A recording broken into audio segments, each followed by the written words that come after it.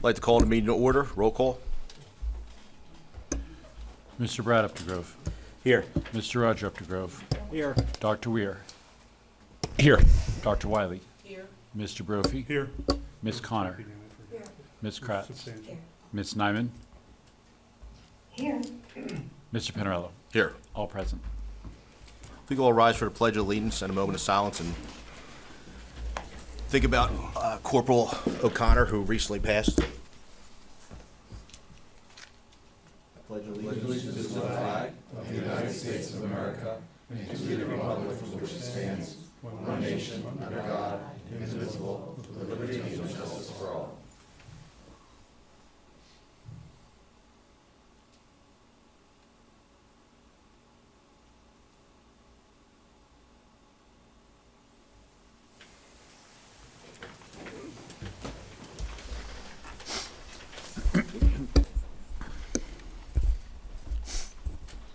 Board of School Directors held an executive session prior to the March 10th, 2026 Committee of the Whole meeting. Topics were personnel and legal.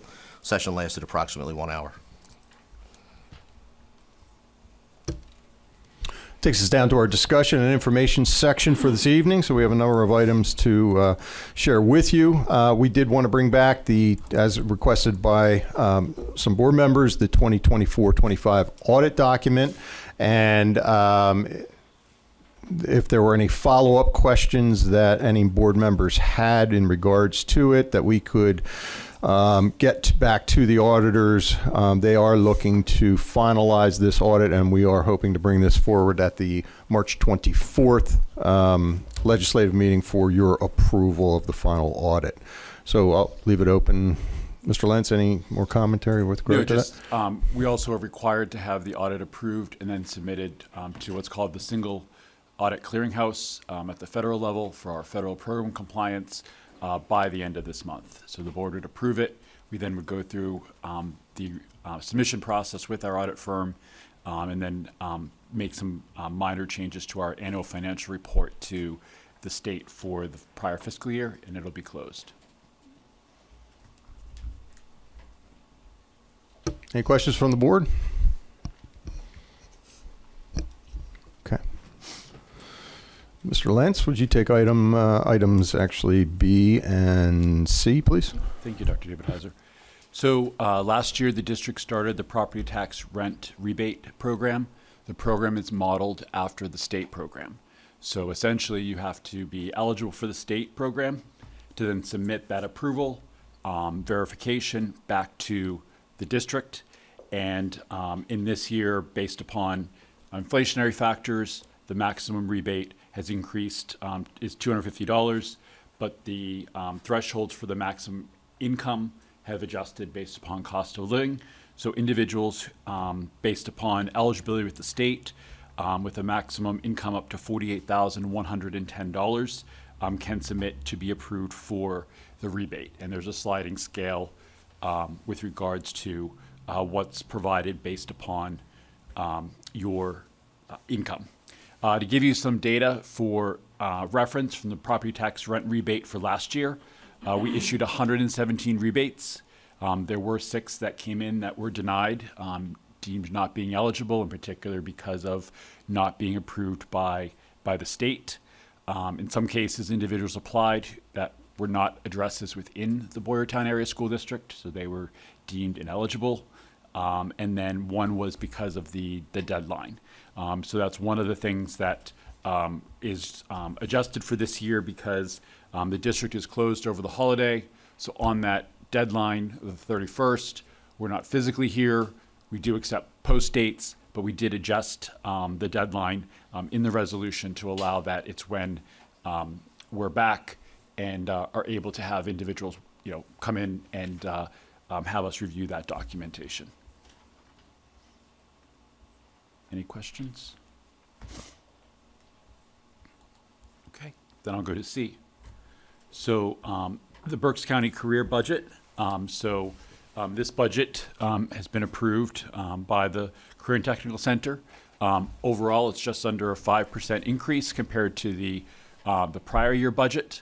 And what the districts bear is a 4.15% increase in the budget. we're allocated a portion of that budget based upon our data as it relates to the other districts within the CTC.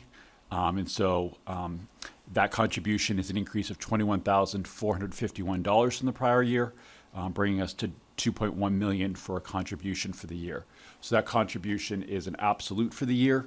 Any adjustments to the enrollment factors are impacted on subsequent budget years. So it's a, I'll say, lock and load rate, so to speak, for that.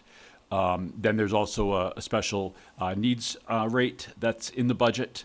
And our obligation for that is $17,433. That's a decrease from the prior year. So again, you can see that the budget for the next year fluctuates in part because it's based upon enrollments for previous years. So we'll be bringing this forward to the board for approval at the legislative meeting.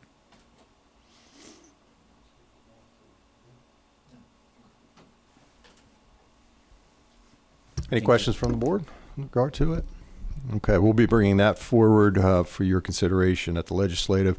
And going back to item B, again, the property tax and rental rebate program, its inaugural year was just this past year, and we did see some real good success with that. And our business office really did a fabulous job with regards to executing all of those applications that came in. And one of the stipulations with this is that we bring this back as an annual resolution to you as to your consideration to continue this process. So we are highly recommending for our community that you do so at the 24th meeting as well. I want to say something about that because our last meeting we discussed as far as the budget go and where we're at on that, but we also have to discuss the fact that there's 500 and some kids waiting to get into the BCTC, and we are maxed out. So we're actually this week we're sending out to do a study on maybe trying to get another building up and running, but it's like it's going to be a 2-3 year process at the most till that happens.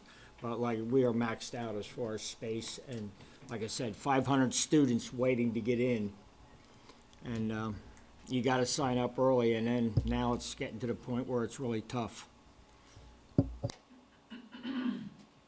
Yeah, the state has recognized that as an issue over the last decade, as there's been a great push for training. In a lot of the service industries, there's been significant interest from student bodies across the state. One of the problems becomes the infrastructure, that is just not necessarily there, and it's just not overnight where you create a center that has all the automotive center and abilities and welding and construction abilities and big equipment service areas. So it takes time, and it takes acquisition, and it takes a cooperation from all the sending districts to those CTCs as well to cooperate in doing those types of things. So it's recognized. The state has really operationalized funding toward that. Certainly not enough that we can, move on some things, but you will see, and as Mr. Updegrove just mentioned, there may be some things presented to you as a board in the future to consider as acquisitions, future land or buildings and things of that nature. Districts are often also looking for space inside their own entity as well. One of the unfortunate things, we don't necessarily have any open building space. Some districts that enrollment has dropped significantly in, sometimes space opens up, and some of the programs can be acquired in-house to do some of those things. So, we'll start to work on that. And as Mr. Upgrove again said, we have a large presence in our CTC and many students who also cannot get in due to that enrollment piece. So, under item D and E, these are two reoccurring agreements that we've had, and successful agreements that we've had with the YMCA. One is their summer camp program, and traditionally this is hosted at Boyertown Elementary School. This year for that summer camp, is they've acquired a license for Middle School West due to the work that's being done at Boyertown Elementary this summer, in which there will be no HVAC on throughout the summertime, and while they work on the project and the roof project there. So there is a contract here with a change in location to that. There is a 3% increase on this from the previous year. And under item E, YMCA before and after school program, that runs during our school time.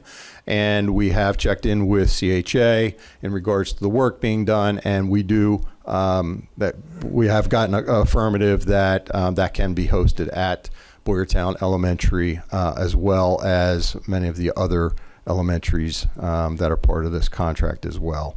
There are 4, Gilbertsville, New Hanover, and Washington are also inclusive in these programs and have been very, very successful programs for and cooperative programs for the district and the YMCA. So we will bring these agreements forward. And again, the before after school is a 3% increase on last year's rates as well. Under item F, and again, we did talk a little bit about this in the executive session. There is a transitional component, really a name change of our legal solicitor and a movement to that. We are going to, with the board, bring a motion forward at the legislative meeting that will enact, with your approval, that transition in name, certainly not in service, as Mr. Sultanic and his team have done really wonderful work with us as a district, but there will be a name change and really nothing else beyond that for the short future as we make that transition.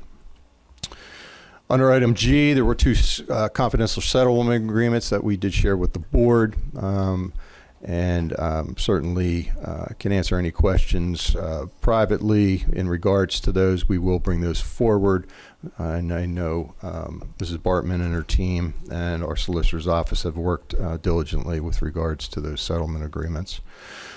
There is a donation list. We do have one donation. It is a monetary donation for purchase of some books for intervention classrooms coming through the Boyertown Elementary PTO.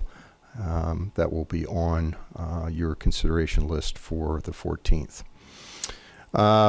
Items I through U include updated policies coming out of our policy committee that we had discussed, some of which were really just a review. There weren't any changes to those. Others that there were slight changes. We did pull back some policies. Many of the ARs, as were shared with by Mrs. Petrie in her committee, have been pulled back as we evaluate those. They are really part of the process that we're going through right now when it comes to our literacy resource changes. So we want to take some more time with those, work with our book publishers, and understand that we have the right ARs guiding that. Those that you do see listed here were those that were discussed and were chosen to come out of policy committee and present to you here for this. I'm certainly welcome to answer any questions. We look forward to bringing these forward for our first read at our March 24th committee. And again, our charge with policy this year has been really to, many of our policies are sometimes 5 to 10 years old, and we want to bring those inside of a 3-year look back window. So we're looking at all policies that fall outside that, and certainly any that have taken any more recent legal changes that are part of that. So we're guiding our ways through the zeros and now through the 100s, and expect to be in some 200s before the end of the school year as well. So this will be an ongoing process as we update policy.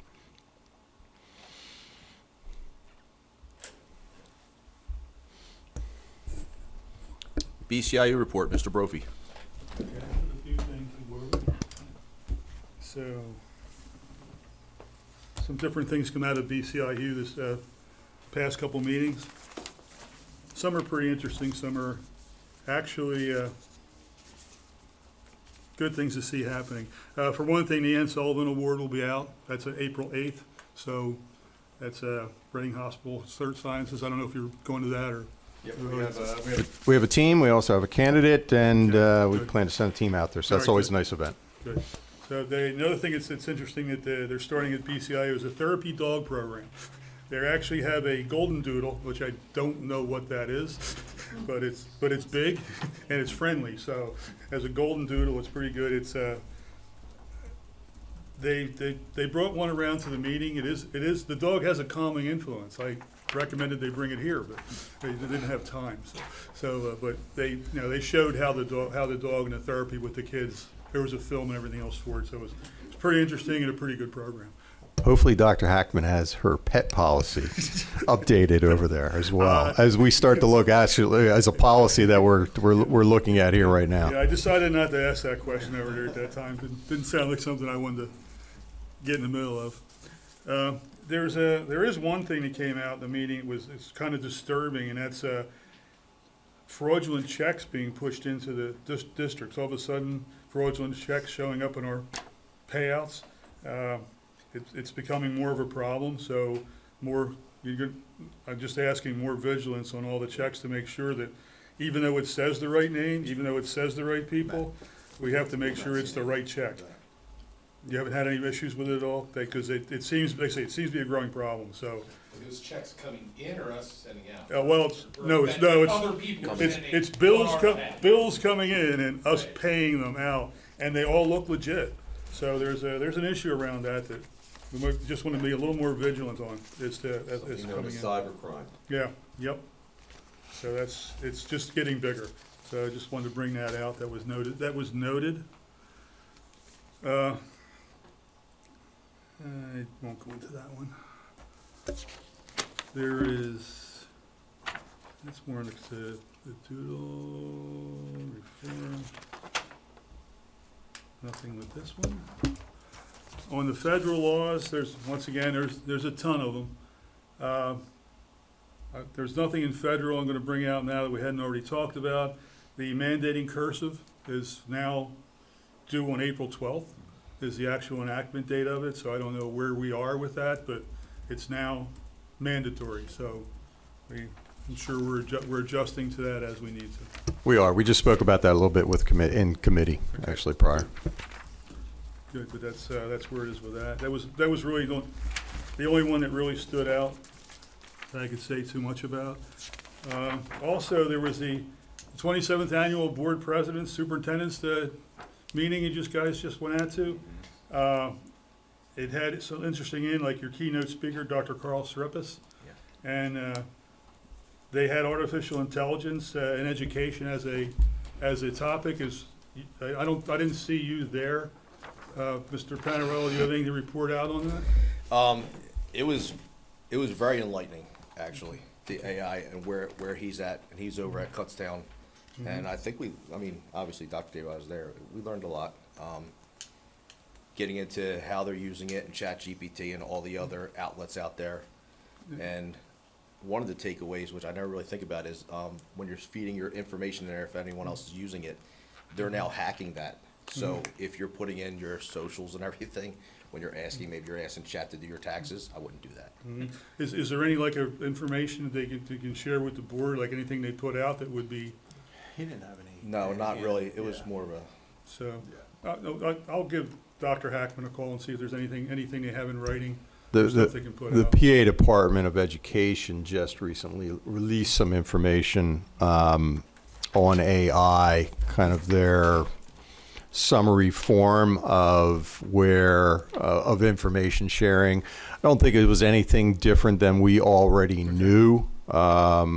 I did share with Mrs. Petrie and Mr. Stout, I believe it was Massachusetts Department of Education, who I think had a very, very thorough AI program and really some studies into some of the things being done there. So I think the presentation done at that was more peripheral, a little bit of what he does at the collegiate level as well, but it was informative, but not to an extent that I don't think anybody in this room would have known a little bit more about. Should we reach out to anybody on especially him or anybody else out there to to send us some information? Well, we have been continuing our AI committee here and gathering information. There has been some sharing of some experts that we've utilized that have come into those meetings as well. So, based on the latest Pennsylvania information, we'll take that back to the committee to see if there's anything else that we need to be discussing in here as a district, anything that moves it a little bit beyond where we are right now. Okay. It's just becoming more and more Yep. ridiculous. Nice photo op, by the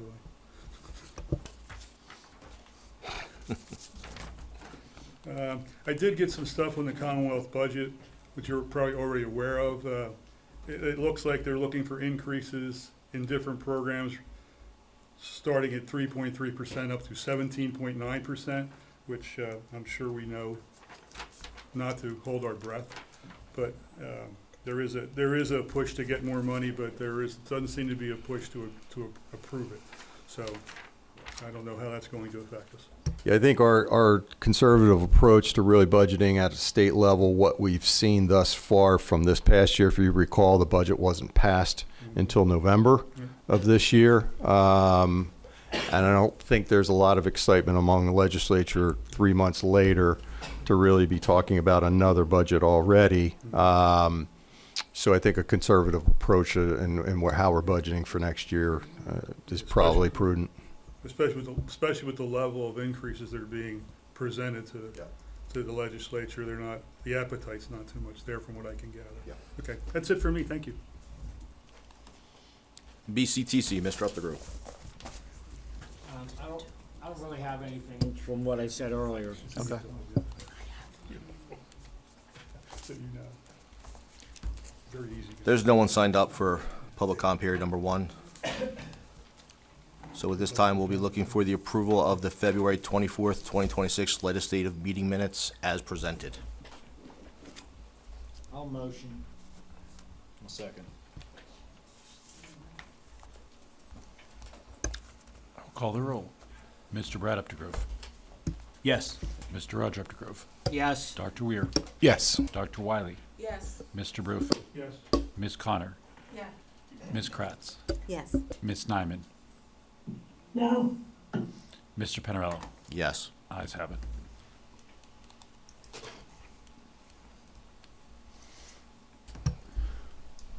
Under the superintendent's itemized agenda is one item, or it's our personnel agenda, and the administration is recommending approval of the personnel agenda as listed. Penarello moves. I'll second. I will call the roll. Mr. Brad Updegrove. Yes. Mr. Roger Updegrove. Yes. Dr. Weir. Yes. Dr. Wiley. Yes. Mr. Brophy. Yes. Ms. Connor. Yes. Ms. Kratz. Yes. Ms. Nyman.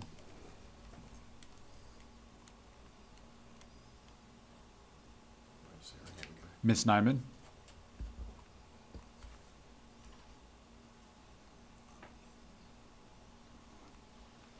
Ms. Nyman, if you can hear us, your vote on personnel.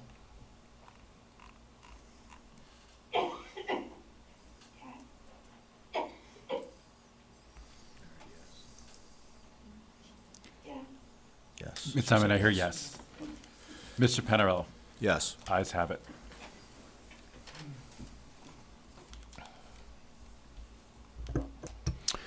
Under old business, as we had mentioned, we kept full-day kindergarten under there. There's been a couple of things added, and these are hot off the press, so my apologies to the board, who really, most of you haven't seen these yet. These came to me this afternoon, late, as I had asked CHA to put some things together for us, and doing this gratis. Most of which I wanted to start to get some visuals as to the idea if all-day kindergarten were to be considered by the board, what does this look like from a visual standpoint, as we had through the study and had been indicated by our study expert that we would need to expand Boyertown Elementary School as an option. So I had asked CHA to put together some visuals this evening to get an idea and some numbers together for you this evening, just so you can see and understand the complexities of this. Ms. Moyer, would you just draw that up larger for us, please?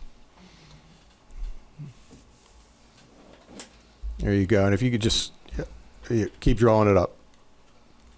Whoop. Draw down a little bit. A little bit. One more. There you go. Okay. So just to orient you as to what you're looking at, you're looking at the part directionally that faces east, off of the one area of the playground that's, if we were to include an expansion to Boyertown Elementary to host full-day kindergarten, 6 modular classrooms.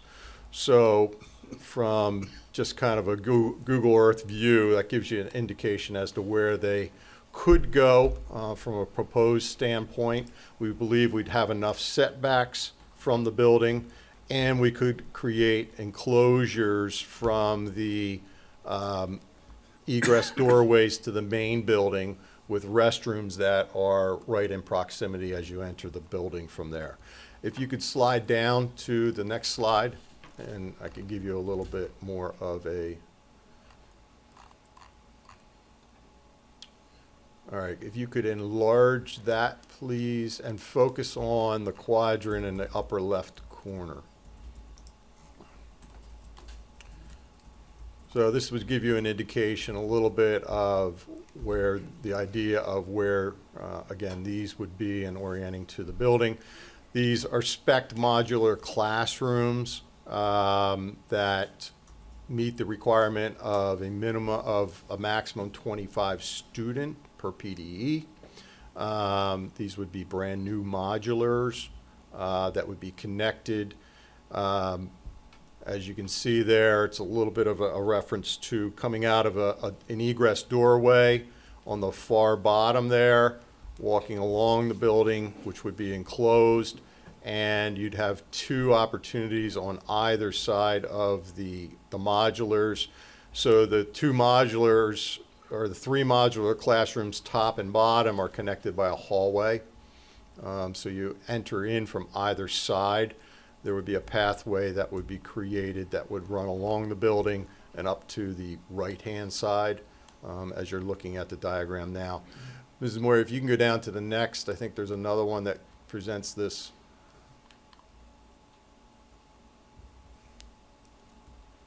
Yeah, that bottom right one, or bottom left one there, excuse me.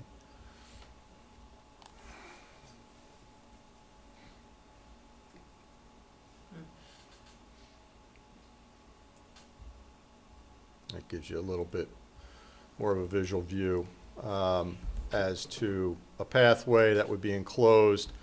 So essentially circling around the rectangle and then having both access points to either side of the modulars. We saw this as an opportunity. If you were facing the front of Boyertown Elementary and went around the left corner, there's a little bit more of a narrow playground area there.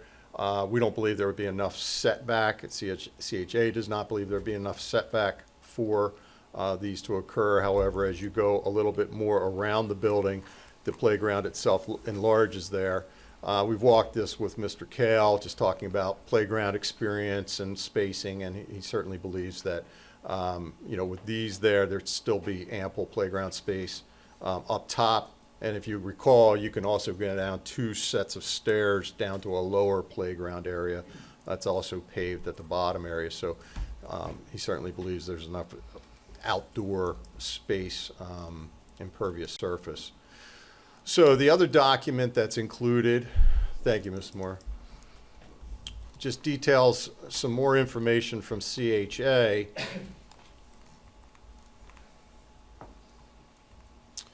And this is a little bit more on the pricing and some of the details that go into this. So if you could just expand, there you go, right there is fine. So they did give us pricing on 4. If you recall, when the presentation was made, it was made with an interest in 5 classrooms. Really, modulars come in even numbers. So there, we did have them priced both 4 and 6 classroom sets. Ultimately, we do believe we would need a 6 classroom set. So if you would scroll down to that and just a little bit about the details of what that would be. I won't read all of those things to you, but you can take some time to read through those. Essentially, a little over $735,000, $735,000. They have, and I did ask them to make sure that, and they still do not know whether or not footers would be necessary with regard to what being on that impervious surface and whether or not they would be needed under code and with Colbertdale. They did include those in the cost structure to all of this. You can see the ramping and different ADA compliance pieces that are all part of that. So that would include classrooms, their delivery, and all of the requirements needed to set the modulars up in a permanent kind of structure and encasement.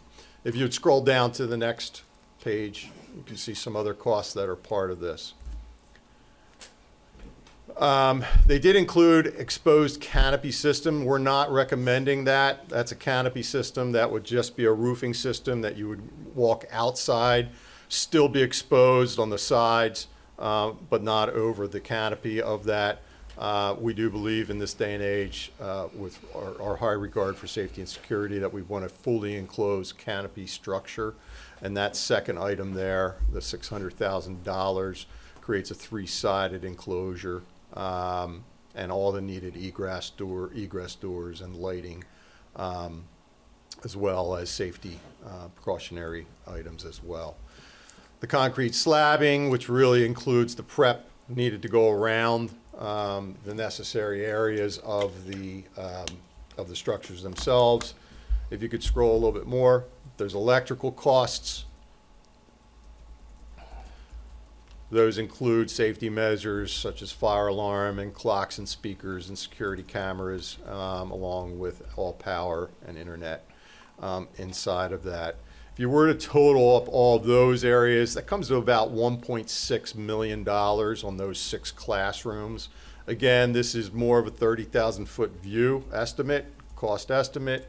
What we haven't done is we've not talked with the township, and really you don't necessarily talk to the township until you place an application in to understand what other code requirements might be there. There is fire alarm systems that would be included in this. Whether or not it would require fire suppression and sprinklers inside of that, we don't know. That's a code question that Colbertdale would have to determine for us. There's other permitting and approvals that are necessary, as well as other engineering and design things that are there.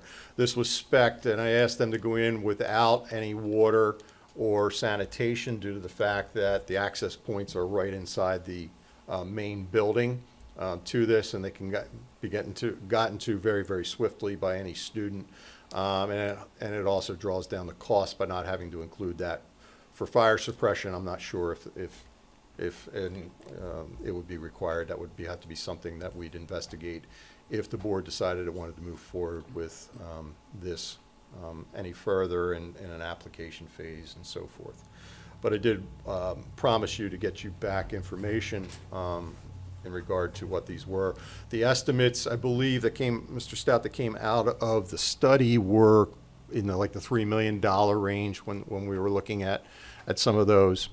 So this is a little bit less. However, you can see some of the items that are excluded from this, which can certainly drive the costs further up if needed with regard to that. I do know that Mr. Stout had invited the board to take some visits. Most recently, some board members took advantage of that. Do you want us to share a little bit with the rest of the board about that visit and what you saw, Mr. Stout? Sure. As I had shared at a previous board meeting, I took pictures of the Antietam School District. Their whole elementary school scenario are modulars, and Dr. David, I said box. Was that the box was the company? Ironically enough, I took a picture of the side of the building, and box was the picture that I took. The projections that are proposed to you today are the same company, which I thought was interesting. So we're kind of looking at apples and apples. We took the opportunity last Friday to go visit Wilson Area School District, Whitfield Elementary School, which has had all-day K for approximately, I'm going to say, 15 to 20 years when they transitioned over. But one of the benefits about visiting that particular building was the fact that they actually have a modular that is in their back playground area. It is not attached to the building, but it gave two of our board members the opportunity to see a portable classroom that was two classrooms on a side and then a hallway down the middle.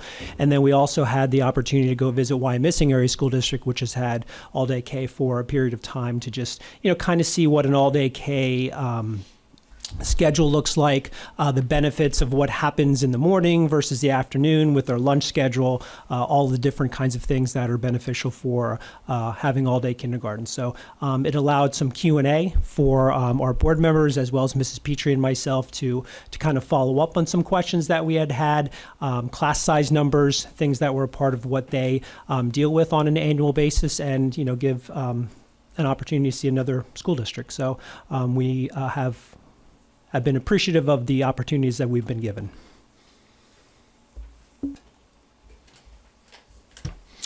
So I put this out to the board. Is there any further information that we can gather for the board? I think one of the, as Mr. Stout and I, Mr. Lentz, have been talking about this, we will need an answer by, the latest would be the legislative meeting in April, as this does impact our budgetary plans for next year.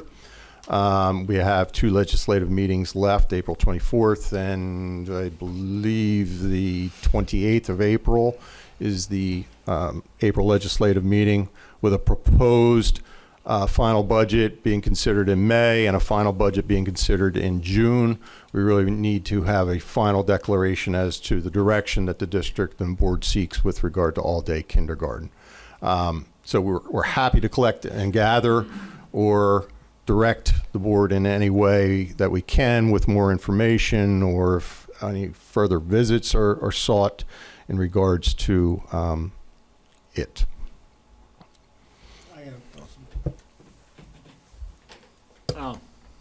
Mr. Stout, how many do we have presently in the kindergarten now, roughly?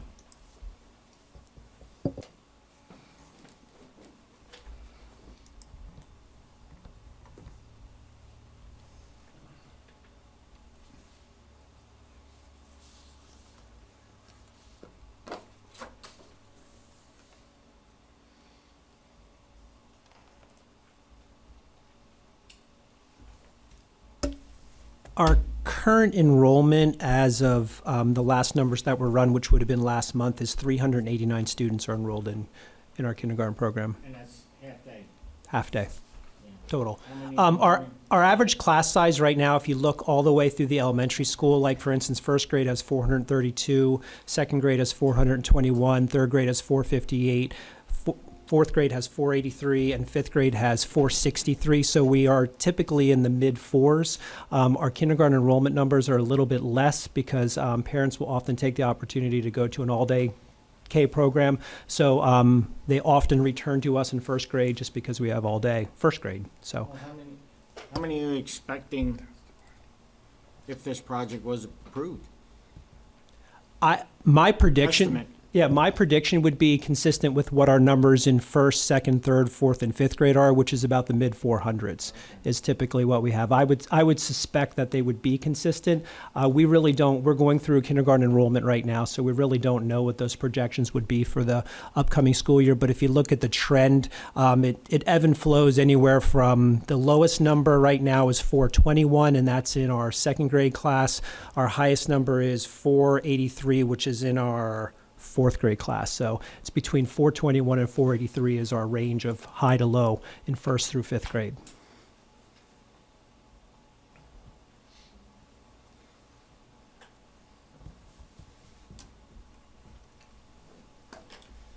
So again, the administration is seeking some direction as to the board's intention as to when you would, or if you would consider this as a motion to proceed or not with regard to all-day kindergarten. I think it's really reached its point to where,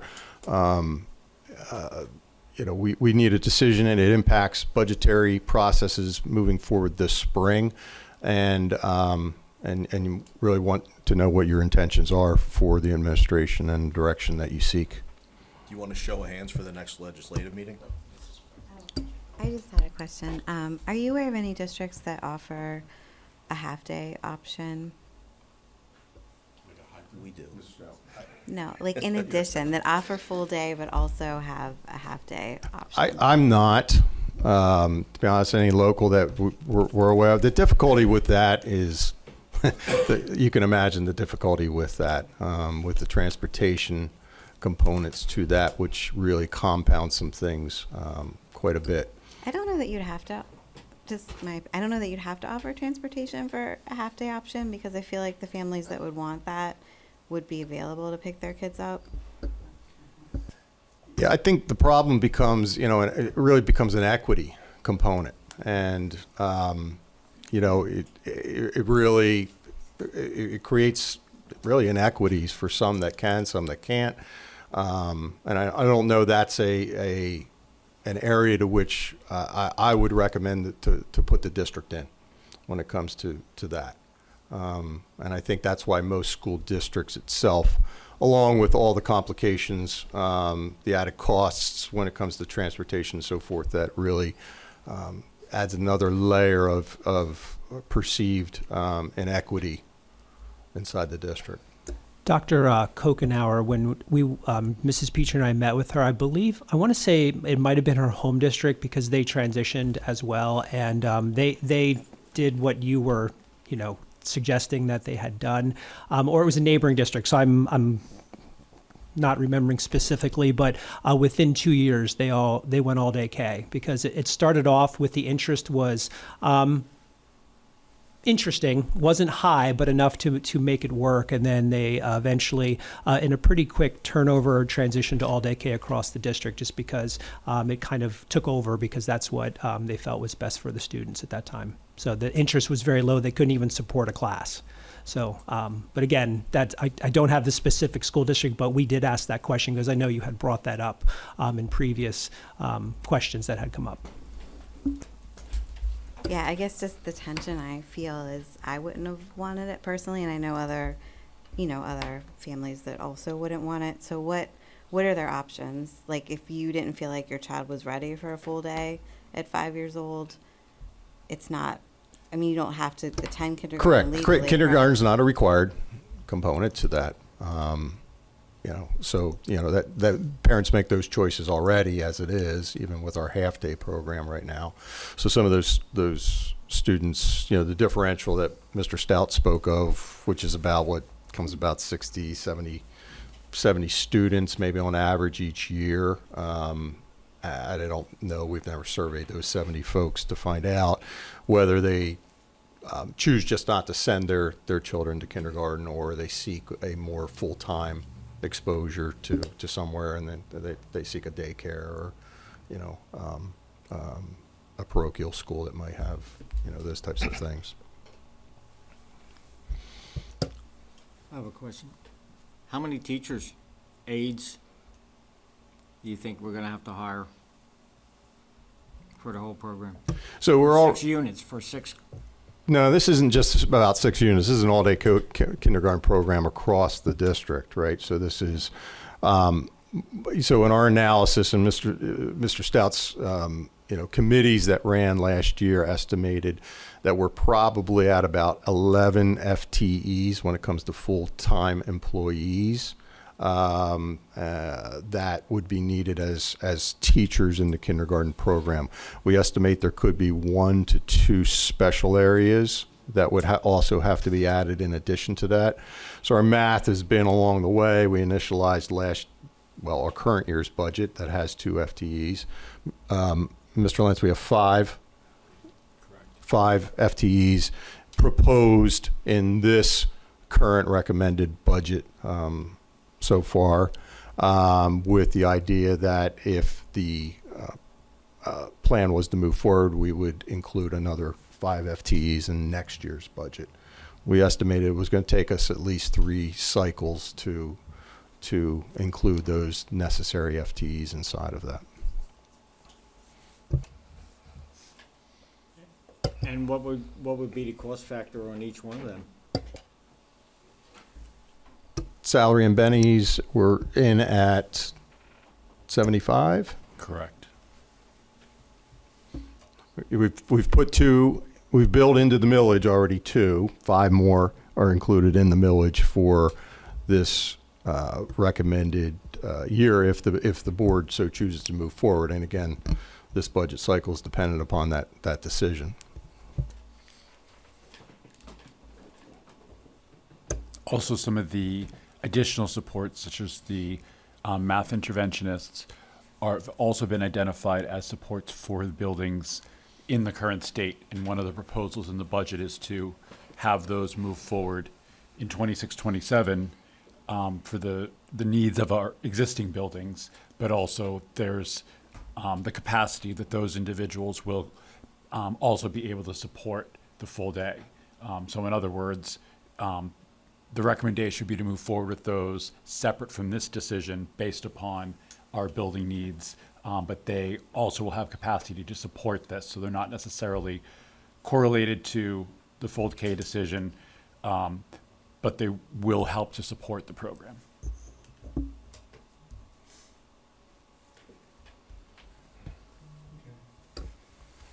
So based on the identified educational shortcomings of the district and the state in general, what problem are we solving?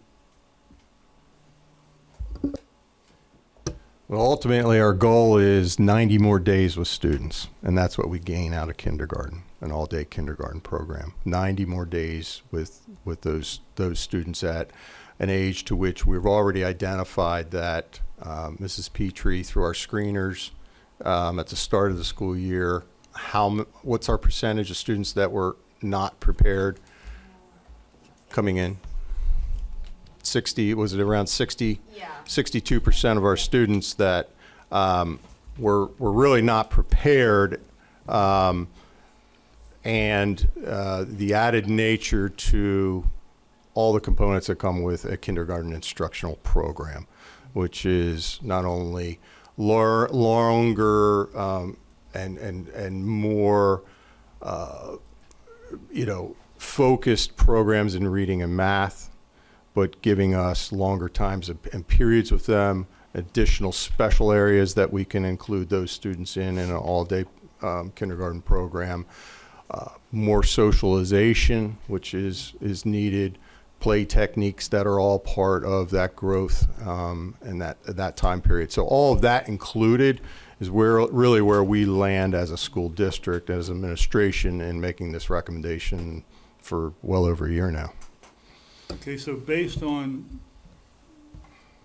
I guess, our knowledge or our speculation that a lot of the problems going to the first grade are more with socialization, which it appears that it is, would it be better to be going into a program that may or may not work versus maybe adding an aid to the first grade classrooms that could assist the teacher and actually work more on that socialization than maybe kindergarten, and also at a much lower cost?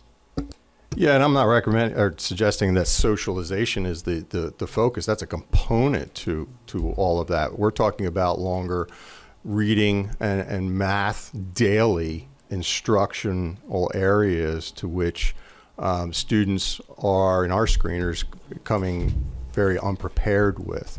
And the need to, and the ability to have those students for an extra 90 days. I don't disagree with additional aids through which, we have been continually adding aids in all different types of grade levels as well. Another focus is always reduction of class sizes too. But you can't swallow all of them at once from a financial nor a budgetary standpoint. So, our guide was to really look at what we project to be one of the more successful modifications to what we currently have based on screeners that we're showing, a lack of preparedness to that, and what we estimate that 90 more days of instruction and us holding those students can do for them. I don't disagree that other supplemental resources throughout any other grade can, if purposely placed and at the required and necessary times and places, can also assist with those types of things. I just believe that the amount of money you're putting into this could be best used other places, especially in the 4th to 8th grade areas or 3rd to 8th grade areas. And also, if you did use aides in 1st grade, instead of putting a whole new multi-million-dollar program in place, those aides could also help with any other socialization and also any learning issues that would pop up in the 1st grade, and you would be able to attack them right at the 1st grade and not assume this is going to happen and look at the things that actually happen. It's just that I disagree with I disagree with the premise that all-day kindergarten is going to give us a lot more than half-day kindergarten goes, where we could use the money elsewhere in different programs that are proven that would give us more bang for the buck and also better learning conditions for the 1st graders and early education. There's other studies out there that I know you know of, that at one point in time it was decided to hold kids back for a year and that was going to help them out. And everybody was behind that and said this is a great idea until they actually checked it out 4 years later and said it didn't do a thing. So I'm just wondering if we're jumping into something that we're going to spend a lot of money on, that 3 or 4 years now we're going to regret we did it. Well, I just want to say, I do agree with you that we do need more help in the other classrooms. But looking at the other, how many districts are there, Dr. David Haas? How many other schools are there in Berks and Montgomery? 30-something? There's 39 school districts. And we're the only one that don't have it. There's got to be a reason for that. We're smarter. I would say we're just 20 years behind, like we are with everything else, Or maybe and we're we're trying to fix it now. Or maybe we're 10 years ahead. When you look at the research, you had mentioned research. When you look at the research that speaks about early education for children, one of the visits that we did this week was the Learning Center, and how you have the 3 and 4 year olds there, and the work that is being done to prepare them. Those children certainly had some disabilities, but the work that is being done at that young age to prepare them for kindergarten, and then we don't have a kindergarten program to extend the work that is done for them, and I wish we could have had more of our members at the visits so that you can see the program of the full day kindergarten. It really is not the children sitting at a desk. It's not ramming math and reading into them all day. It really is an overarching opportunity to prepare children who are ready to learn, children who need the social contact. They need to understand how to interact with one another, and many of them are not getting those kinds of skills. They need to understand the fundamentals to being a part of a group. Coming in, sometimes they're sitting on the carpet and they're learning how to respect one another's personal space. Then they'll get up from the carpet and they'll be at the desk where they are learning some of the frameworks for reading and math.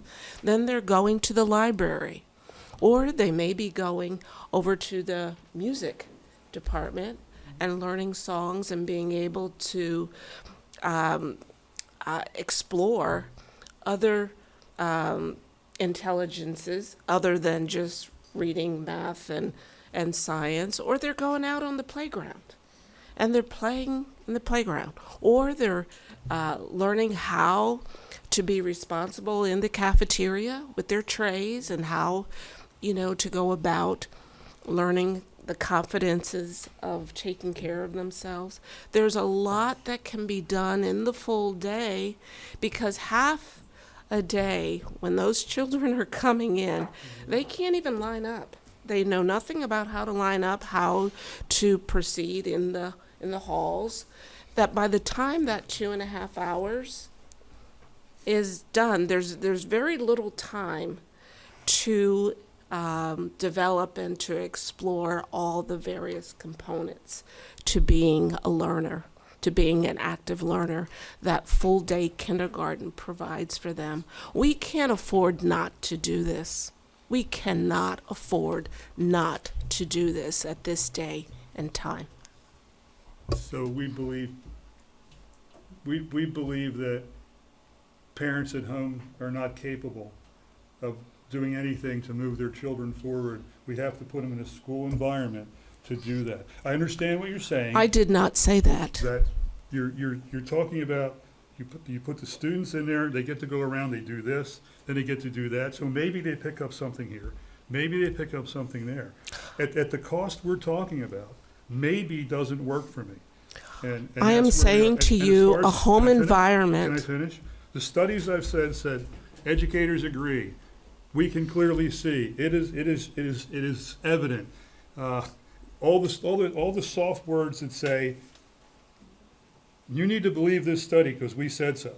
I see in a lot of the studies, and that's not the way a study should be coming out. If you can't get definitive information, definitive results that you can measure, and they did that with the holding the kids back for a year and proved that that was incorrect. And if you told people before that holding kids back for a year was not going to work, people would have told you you're crazy, you don't understand what you're talking about. We're going to disagree, and that's okay. I mean, you have where you stand on this, I have where I No. stand on this. I And I'm not have gonna change, research. I'll be honest. Well, I have research behind me. I also have experience. I've been in public education for 23 years. I have worked with many young children. So I do know what I'm talking about through the research, experts who have studied and developed these concepts. I've also had the practical knowledge because I've been in the classrooms. I've been in the elementary schools. I was an elementary principal for over 12 years. So I've experienced kindergarten, and I do understand the value of this, and the fact that we haven't done this, as Tony was just saying, everyone else in this region understands the importance of it.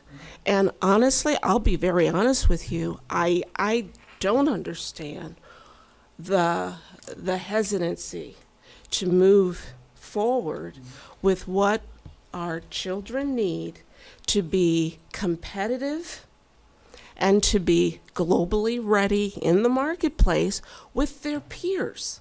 So what you're telling me is full-day kindergarten, going from half-day to full-day kindergarten, is going to make our kids competitive in the world market where they aren't right now, and that's our problem. Have you looked at our proficiency scores? Yes. And you're Yes. talking about waiting until third grade? No, I I'm saying heard you attack say the- that, I'm saying Jeff. attack the problem where it is now.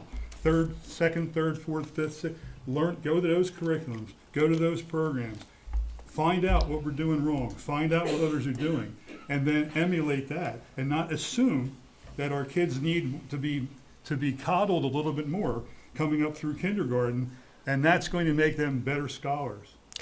How do you think we get proficient second and third graders? How do we get them proficient at that level? You start We don't get it. where they are coming into the schoolhouse. They are ready, they are excited about learning, and you develop a program that is going to help them to be active learners. Okay, we disagree. can Yeah, disagree. and that's fine. I won't with ask you, I that. won't go with any more, because we're not gonna get anywhere. Yeah, we're not gonna get anywhere with this. It'll be on the next agenda to move forward. And then we'll have the board vote on it, and that's the only way you figure out if we're gonna be going anywhere with this. Okay, so you put a motion forward at the next meeting. Yeah. Okay. Public comment period number 2, Donnie Savage, Public Education Advocacy at the state level.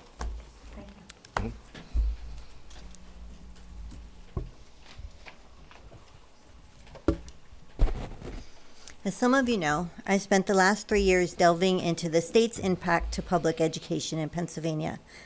I participated in the Public Education Champion Program for 2 years and continue to advocate at the state level, and I've learned a lot more than I knew while I was serving on the board. And for those interested, I recommend visiting the websites of Education Voters PA and the PA Schools Work Coalition.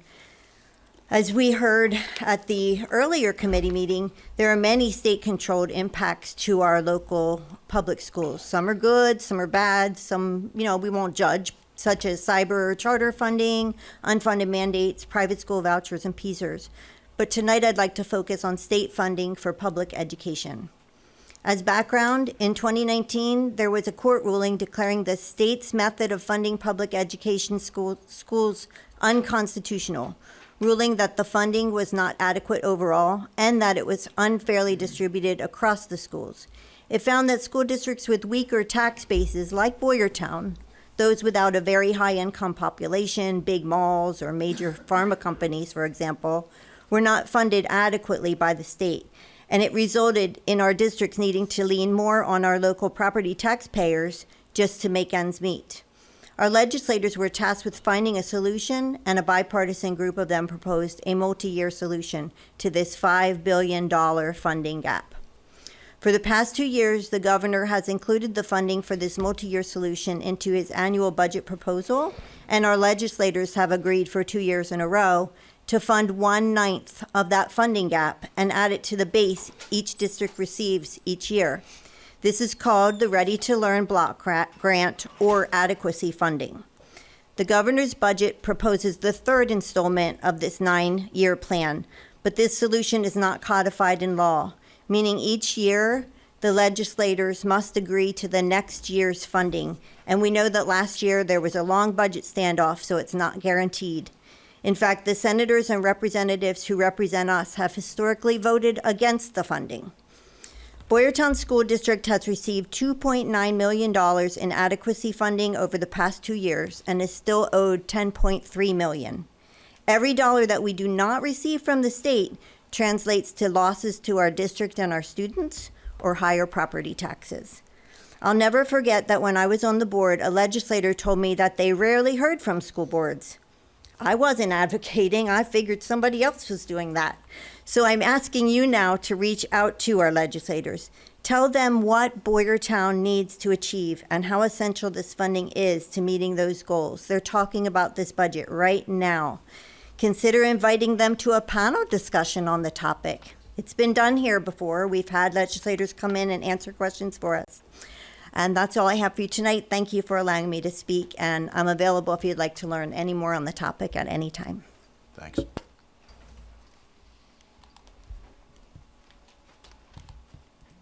Board comment period. Yeah, nothing. Ms. Nyman. Ms. Nyman, any comments?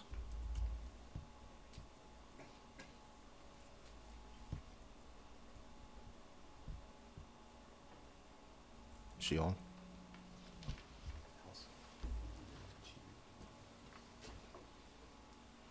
Okay. Ms. Nyman, any comments? No. Wendy? No. Michelle? Mr. Brophy? Roger? Yes, I want to bring it to this board again, that the fact they can ask Mr. Hahn, we're looking at spending millions of dollars for kindergarten, and the fact that we're losing 16 teachers this year, middle school and high school. And how are we going to replace them? It's going to cost money. 16. So I didn't have much to say, but I will address that. When 16 teachers leave, you replace them, they're already in the budget, and you're probably replacing them with a lower level. Okay, but you still have to replace them coming up. I mean, that number doesn't change. You take 16 go away, and you add 5 or 6 more to it, you gotta replace that other 5, plus whatever's leaving the other When 11. 16 people leave and you replace 16 people, nothing's changed. It's the same as it was. As a matter of fact, it's probably going down because they're not getting the same rate of pay at that point. Yeah, So so that's not really valid. I'll comment on that real quick. So obviously, when we're losing teachers to retirement, they're typically at step 12, our highest level of the salary schedule.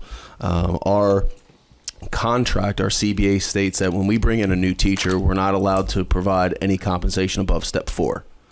So there's a significant gap between step 4 and step 12. Obviously, when that salary is lower, you're saving the money on the PESER's contribution as well. We historically, from last year, we had 13 retirees.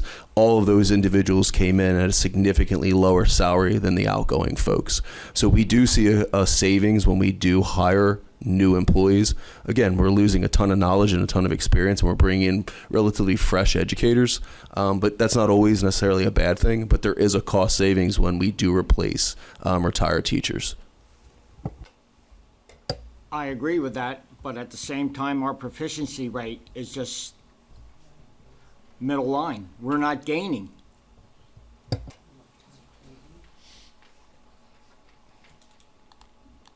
Upcoming meeting minutes. So we do have some upcoming meeting. March 24th, we will convene our Facilities Committee meeting at 6 o'clock here in the Ed Center, followed by our legislative meeting at 7 p.m. Motion to adjourn. Weir moves. Brophy, second. Meeting adjourned.